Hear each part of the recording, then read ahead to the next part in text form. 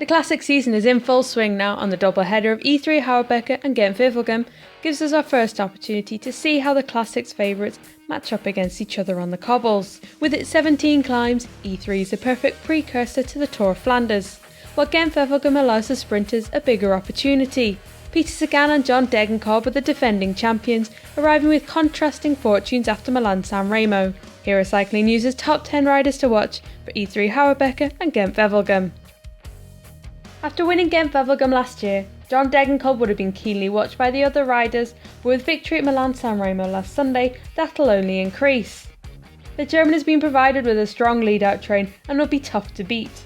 Few riders have won San Remo and have gone on to win the big cobble races, but Degenkolb is a rider that could do that this year.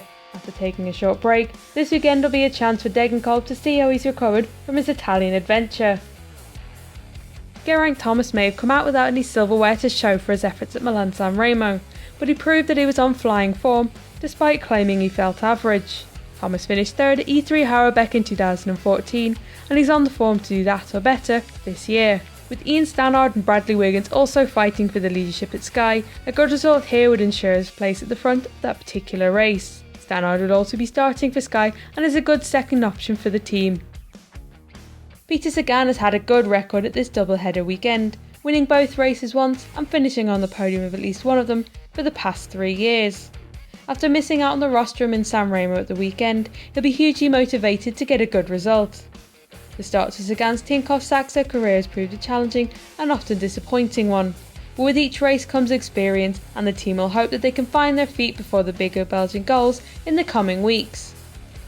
Unlike last year, Alexander Kristoff decided to skip Tour of Flanders and instead opted to ride both E3 Harelbeke and Gent-Wevelgem.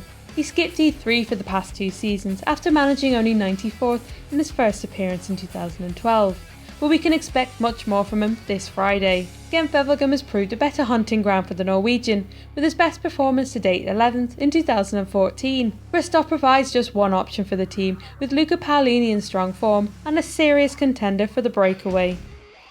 Mark Cavendish missed the Spring Classics last season after falling ill following a cold and rainy Milan-San Remo. He's had some health problems again this season, but seems to be back on his way to full form. Cavendish has already had one victory on the cobbles at Kuurne-Brussels-Kuurne. The Manxman won't ride E3 on Friday, but will be the team's main contender at Sunday's Gent-Wevelgem. Cavendish has had mixed fortunes at the race, but is the favourite for victory in a bunch sprint, provided his chain stays on his bike. Fabian Cancellara was left disappointed for a 5th year running at Milan-San Remo, as his run of monument podium finishes ended with 7th place after leaving it down to the sprint.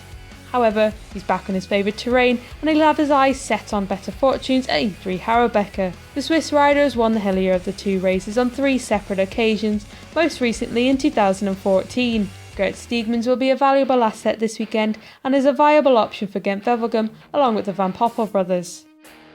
Sep Vanmarcke opted to skip Milan-San Remo last week and instead get some time in on the cobbles. It may prove a prudent idea this weekend as he returns to racing for the first time since Tirreno Adriatico. In the past 2 years, Vanmarcke has put himself forward as one of the most promising talents on the cobbles.